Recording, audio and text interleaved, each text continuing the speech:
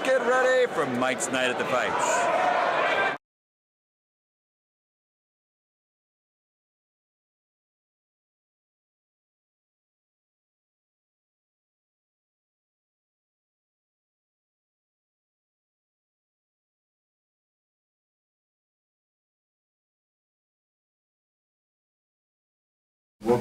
Steve, Mike Natalino, Mike's Night at the Fights. I don't even want to really discuss the decision. I'm going to make my own assessment. I feel you won the fight single-handedly, easily.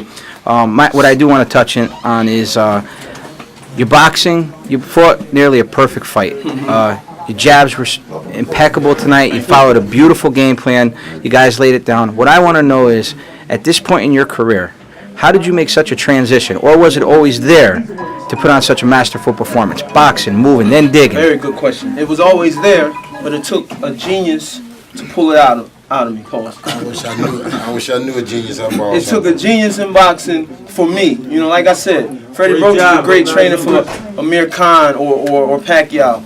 Brother Nazim is a great trainer for me. You know, and it took a guy like him to pull that out of me, to show me this is what you can do. You can beat fights with one arm. Count my jabs. Count them. You see. You know, this guy's 225 pounds. I weighed in at 203 with pants on. So, you know, with the jab, stopping him in his tracks. Come on, man. America saw it. Well, one of the genius techniques that I noticed, I couldn't help but notice in a video, and again, I don't want to throw out these techniques out in public because, you know, I could have seen. I remember you always saying how you counted Felix Trinidad's stride when Bernard beat him. On this one, it seemed like where you had him doing the weights in the training session when you threw the foam pattern, were you timing where his chin was at that point, where you were going to be able to throw that jab? Honor, Mr. Buffer. I'm going to be honest with you. No disrespect. It was an honor having you call my fight. Thank you. No disrespect to Adamic. I think he's a great champion. I think he's underrated. I've always said that. But I didn't concentrate on Adamic. I concentrated on Steve, what Steve is capable of. Steve is capable of beating guys like this and beating them clean.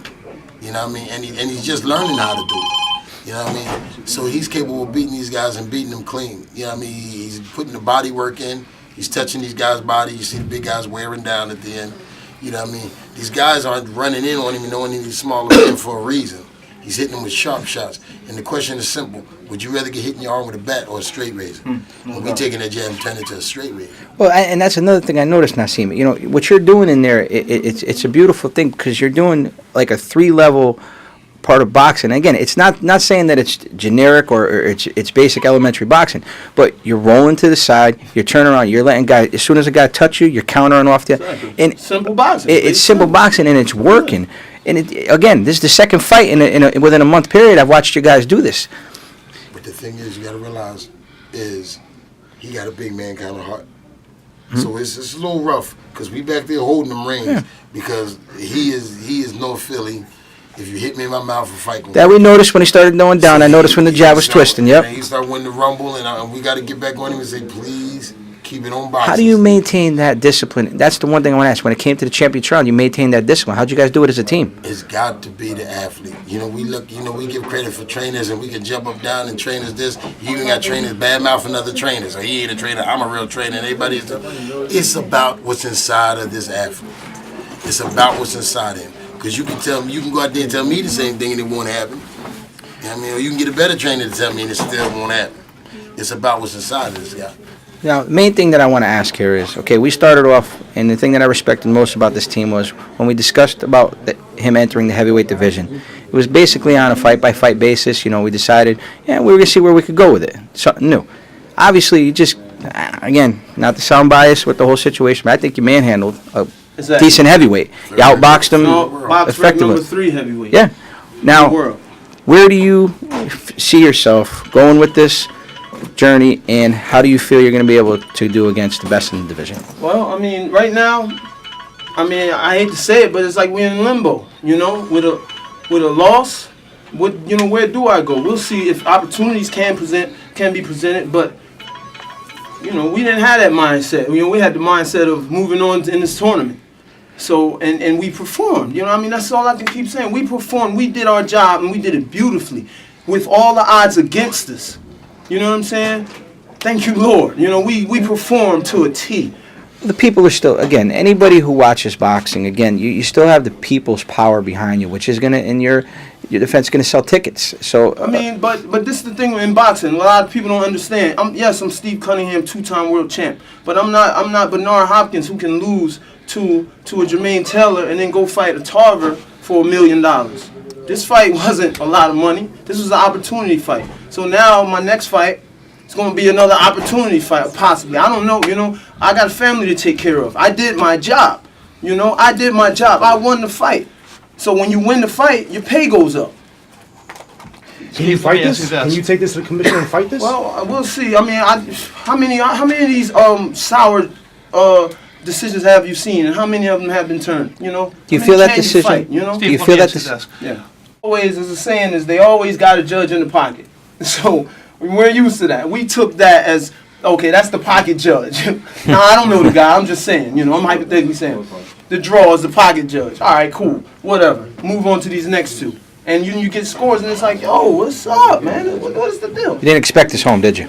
I mean, not that I didn't expect that at home. I didn't expect it after a performance like that. Let me say that.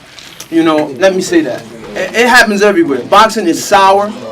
It's disgusting when it comes down to this. Everybody can't knock a guy. Everybody can't just go knock him out, champ. If that was the case, I'd be 27-0 with 27 knockouts. It's not that easy. Do you feel that the boxing public in general and just in itself are starting to lose sight of, in the judging aspect too, they're losing sight of what truly is scored in a boxing match? Again, you have to have, like you said, effective aggressiveness.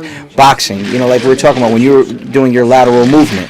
I mean, that's points itself. It should be counted for something. Do you feel that they're losing sight of this, the judges maybe? And people in general? Business. It's a lot of money to be made with whoever goes and fights Pulev to fight Vladimir. There's a lot of money to be made. Boxing is a business. Business comes before respect, business comes before family, and business comes before being decent. There we have it. Boxing's a business. So all these sour grapes we're seeing, that's the business. And who's behind it, who knows? It's shady. It's shady. Families had to sacrifice, and it's rough right now. It's real rough right now. Like I said, I take responsibility, because when a guy stays that close to the game plan, then I'm comfortable with the way the fight should went. And I felt like he stayed close enough to the game plan. Adamick is an underrated heavyweight. I've always said that. I always thought he was better than what people gave him credit for. But my thing is, in part, is that bottom line, I felt it could be dissected. And I felt we did dissect it. I know. And I think, like I said, my guy's still in the process of learning how to do that. He's going to look at the tape himself and realize, in part, I can turn that up and stop the dude. You know what I mean? But that's a learning process. Right now, he's uncomfortable with us. Too much work he put in with his family and everything to get a decision like that. When they said the draw, I just turned my head so he wouldn't see my disappointment. And then they came back and said, wait a minute, there's a change? So it's like, hold on, it's like saying, no, wait a minute, whoa, we thinking about stabbing you. No, we're not going to stab you, we're going to chop your head off. It was crazy for me. I was just like, I just looked at him and felt so bad because I knew the work he put in. He fought the number 3 heavyweight in the world. It's Klitschko, Adamick. That's how they have him rated. Steve came in and gave the guy 20 pounds. And still boxing got silly. But it's called boxing. The problem is, we getting caught up because it's called boxing. Now, there's another sport very similar to ours. It's not called boxing. It's called MMA. And there's a lot of excitement for a few rounds, and there's some brutality in it. And if you get caught up to the point where you want to compete with that, where we're only going to favor our fighters who come as close to MMA as we need, then we got a problem. Big problem. I mean, whenever we see a guy stick and move and box smart, we almost don't know what we're watching anymore. Nassim, one quick question, and I'll throw it back to Jeff after that. You've been around the game a long time. You're one of the long-term survivors of this business. What does this do to a fighter, this type of disappointment after putting this work in with his family? This hurts anybody. Steve Cunningham, fortunately enough, is cut from a different cloth. See, what it is because you don't see Steve do interviews like a gorilla and he talk like a bad boy and his pants don't sag and he ain't always talking about who he hit, he gonna knock off and all that. He's one of the toughest human beings I've ever been around. So this does damage to a fighter. We're blessed that this kid is a little different. So we might be able to recover. He got a beautiful family, got a beautiful network around him. You know what I mean? I had the benefit to work with some other teams and go on and make me come home and hug each one of them and appreciate them even more. So with that kind of network around him, that kind of protective hedge around him, he's got a great opportunity to bounce back. Now, where does he go forward in boxing? He has to formulate a game plan. The one thing he's going to find out that he's not familiar with is that the world saw it. That's the one thing that's going to be different than any other time he got juice. He's going to feel a little better when he goes up the street to the store and every single person stops him and say, hey, man. I mean, it's going to still hurt, but they're going to be like, hey, man. And again, it comes to the power of the people, like we talked about, Nassim. You know, sometimes a loss is almost makes you a winner because, again, it's like people are going to feel that he won the fight, and he's going to go to the grocery store. The people are going to, oh yeah, that's the guy that got a sour decision. I mean, so maybe in his defense, it might come out to be smelling like a rose. The thing is, you can't let the damage get to the guy, because like I say, the guy worked now for this. Yeah. And working now for this, it's hard to say, we're not going to pay you this. I never forget we was talking to Roy. And Roy said, I won the Olympic gold medal. He said, they gave me the Val Barker with the Outstanding Boxing Cup. He said, that's nice. He said, but I came for the gold medal. I won the fight that should have got me the gold medal. And to this day, he's still not a gold medalist. This man fought for his first heavyweight title, and he should have been champion. He fought a very smart fight. He fought a disciplined fight. He actually fought the kind of fight that does boxing proud, to show people that we don't just run out and tuck our head down and just beat each other to death. You know what I mean? He showed you the fight where you can use intellect and using intelligence in the ring and be smart. It's a great fight to teach young fighters what to do. But it's like you said, I mean, you can't let this damage you. I mean, psychologically, it's sad. But the camp that you have, I was out there in Philly. I mean, the gym, you know, that whole atmosphere is a positive energy.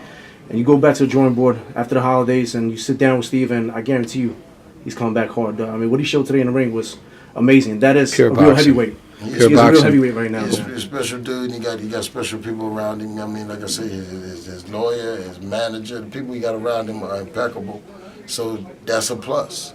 That's a plus. And believe me, if anything is incorrect or anything is not put in its proper place, I promise you his lawyer will find it. I promise you John will dig it up. If something's funky, then it's going to be brought to the forefront. That's for certain, for sure. So he can live in confidence in that, knowing that. But bottom line, we know sometimes things happen. I mean, we all got our opinions. You may say, well, if they had a bigger security team here, the judges may not feel as afraid to get out the building if they get the decision that way. But the judge might be sitting there saying, hey, listen, I still got to get on to my family.